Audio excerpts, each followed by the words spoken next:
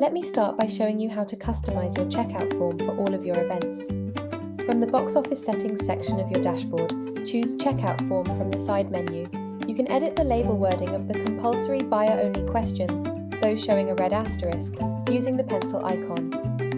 With most of the standard questions, you can only edit the wording, but in the case of the address question, you can choose between UK, US, Canadian and German address formatting, for example, zip code versus postcode.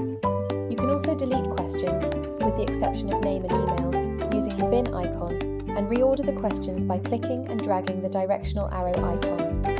To add a new question, click either the button marked Add a Buyer-Only Question or Add an Attendee Question. Buyer-only questions will be asked once, whereas attendee questions will be asked per ticket, which is useful when you need an answer from every attendee, for example, dietary requirements.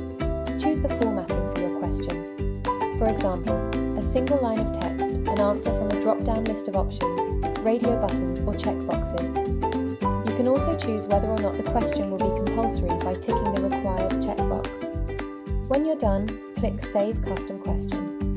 Your customers' answers to your checkout form questions will appear in your door list on the check-in app and in your order export. Now let's see how to customize your checkout form for a specific event. Any checkout form questions you create under box office settings will be asked to attendees for all of your events. To ask event-specific questions, go to the Events section of your dashboard, find your event and choose Checkout Form from the side menu. Choose the button called Event-Specific Checkout Form.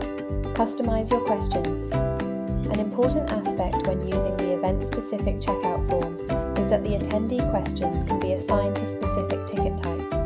Any event with an event-specific checkout form set will override the global checkout form.